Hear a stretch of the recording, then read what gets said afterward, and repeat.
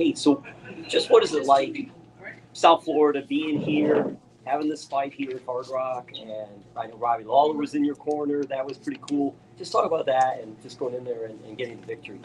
I mean, Robbie Lawler is a legend, right? He's somebody who's been working with me day in and day out, and it's just a blessing and an honor just to have the guy around and keep his mind being a legend of this sport. But you have Dieter Navarro, who's my boxing coach, and Sean Soriano, and all of those guys I couldn't thank enough. And one of the guys that ain't in the corner, Henry Hoof and Nick Lentz, and we have Jason Stroud. We have such a great team, but like I always say, it's a family. Everybody pours into each other. So we have a great atmosphere, and just being able to fight here at home, 20 minutes away from Kill Cliff Fight Club, means everything. Getting to fight in front of those guys, the guys that I get to go in the gym and not only train with, but guys that are molding me, pouring a little bit into my cup to help me become a full mixed martial arts fighter. So I'm blessed to be here. I'm blessed to have such a great team and family behind me, and it's just an honor just to get out there, get a win, and perform for not just myself but them. And just one more for me. You're the one that mentioned it when you came in, so I have to then ask you about the wrestling part of it. Yeah, so yeah. what's going on? What was the mindset there at all? We're getting into mixed martial arts, and I'm a top level wrestler, and there's flashes of the wrestling in the third where maybe cloud at mine and slow some things down and then release them and start striking again. But like I said, I don't want to come into this and just be known as a wrestler. I want to evolve into a very great striker, very great jiu-jitsu, grappler, and just a full mixed martial artist. So not only am I just a wrestler, I got to showcase that, I'm working on my striking, and it's something that not only me and my team look forward to, but I can give the people something to look forward to. In wrestling, coming from wrestling, I was considered the people's champ. I brought a flashy style, so I got to continue working day in and day out to become the people's champ in this sport and bring that flashy style to mixed martial arts. You're the Rock of PFL, the people's champ. Yeah, that's right. That's right. So keep it moving. Hopefully, I can get on the next card and keep fighting, keep evolving, and maybe not always go full 15 minutes.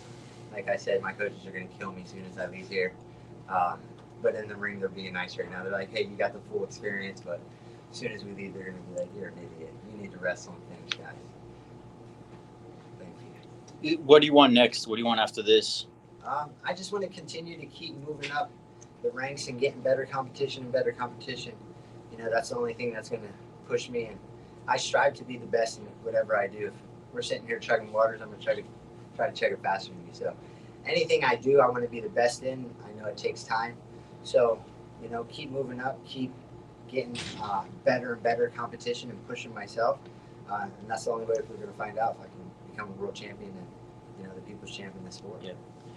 It's interesting what's going on with the PFL, right? They got the Bellator Championship Series and then the PFL season.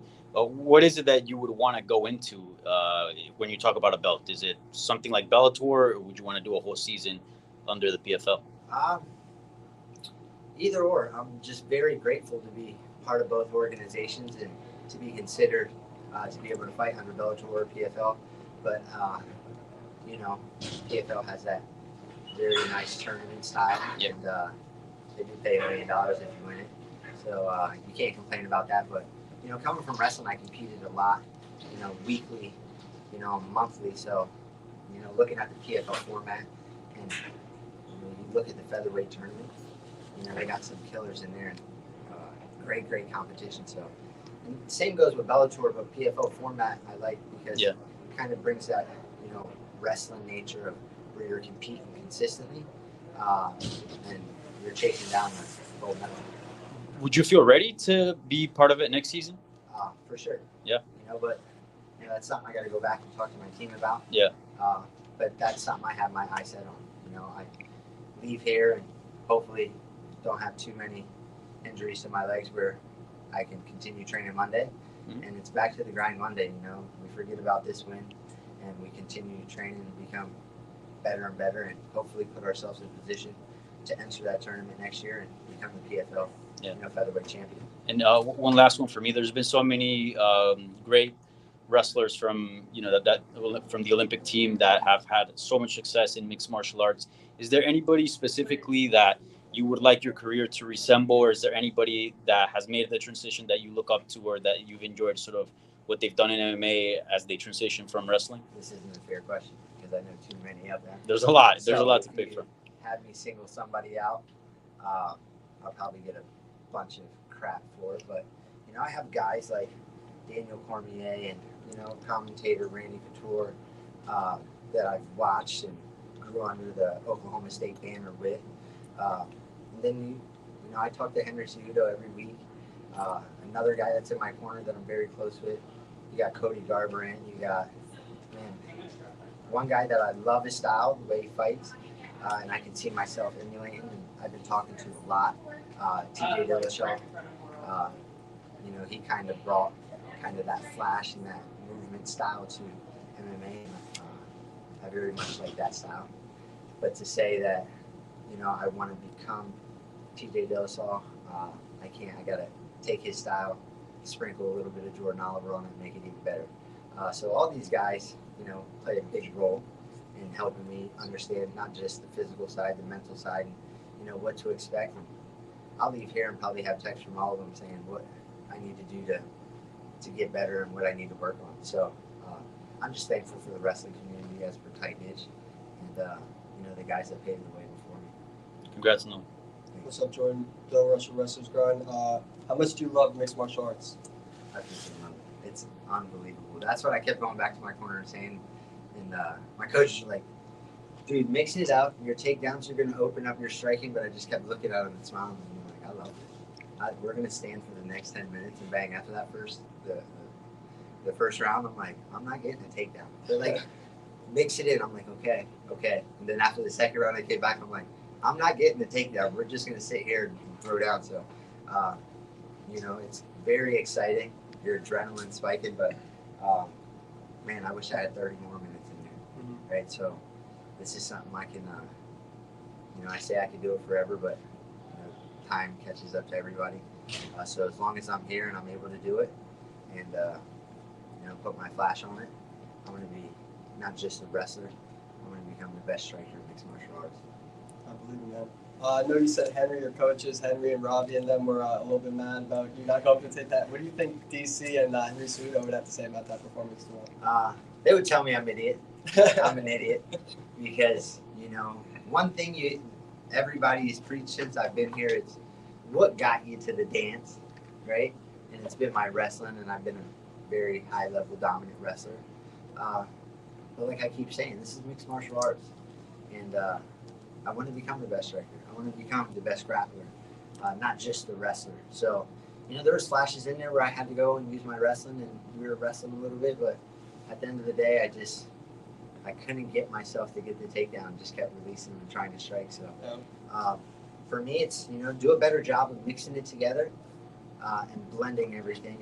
And that's something big that Cejudo preaches. And you watch. Guys like Daniel Cormier, who have been to the high level and won double champ using his high level wrestling with his striking. So, not to say my wrestling won't get me there, it will. But I want to become more of a striker and give the people what they want to see.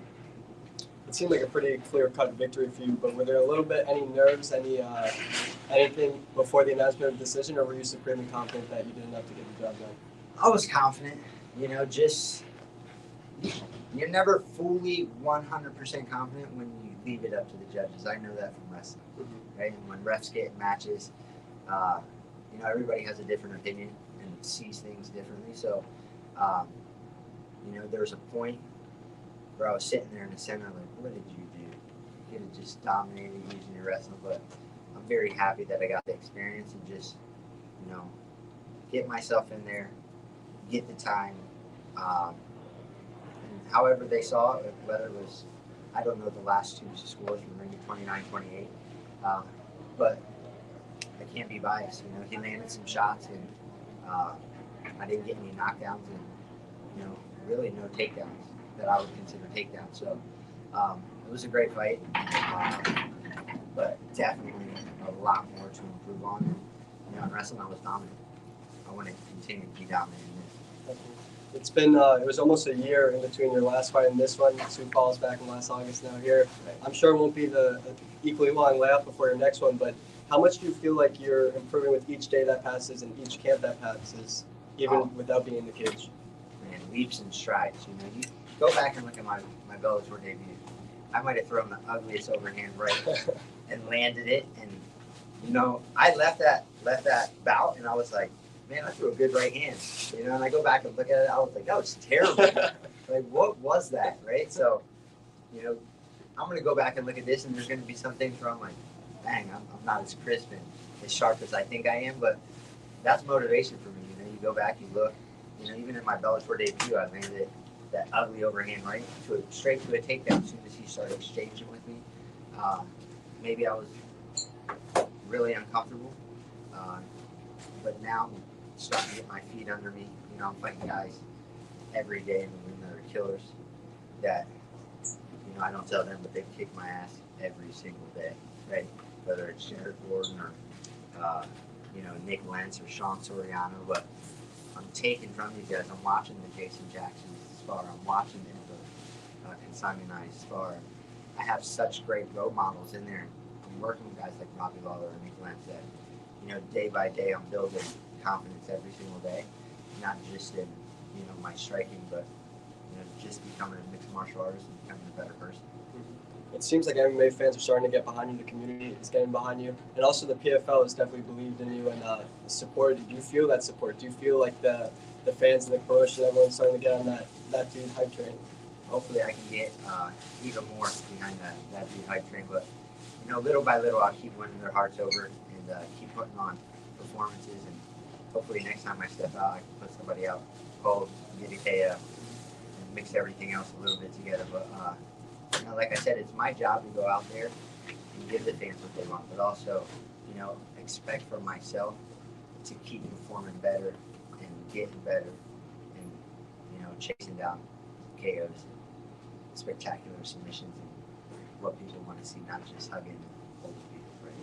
So now, of course, you're representing the MMA community, and you spoke a little bit about this, but what does it mean to you to represent the wrestling community within the realm of mixed martial arts and show that you conquered that sport, and now you're here to conquer this one? It's everything, right?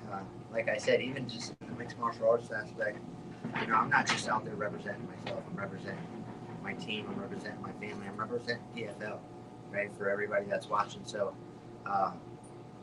everybody's poured a little bit into my cup from the wrestling community, and it's helped mold me and make me who I am. Whether it's in wrestling or it's in mixed martial arts, I became a better person, a better human from it. And the love and support that I get from the wrestling community, it's only right that I can give back to them in a major way by becoming an MMA world champion.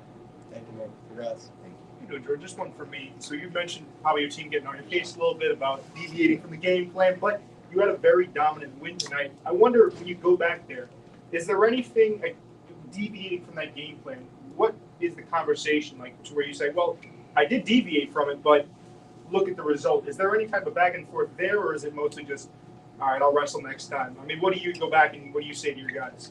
Not every Mike Tyson, I believe, said it. Everybody has a opinion until they get punched in the mouth, they get punched in the face. So, I always want to mix my wrestling, right? It can help open up my striking. It can help open up submissions.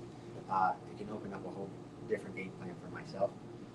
So for me, it's just continue to get better with my striking and mixing in my wrestling. But I love it. I love everything about it. That I got to stand for 15 minutes and throw down, not really use any wrestling. So that's a win for me, and something I can go back and look at to see where my takedowns are and where I could have capitalized and use my takedowns a little bit more. And also, obviously, I need to develop on my power because I'm not putting people down just yet. So it's back to the drawing board on Monday, and I guarantee there'll be 2 pages long from Henry Hoof, Robbie, and all those guys telling me what I need to do, and maybe a little bit more strict regimen on putting together a better game plan. But like I said, I really liked it just because even though there was no wrestling, no takedowns, I stayed calm and collected. and whatever was presented in front of me, I took, and I didn't get overzealous. I didn't chase anything down and put myself in too bad of any positions to where he could capitalize and really put me in any danger. Appreciate you. Thank you. That's who. Appreciate it. Thank you. So I take a photo of you real quick?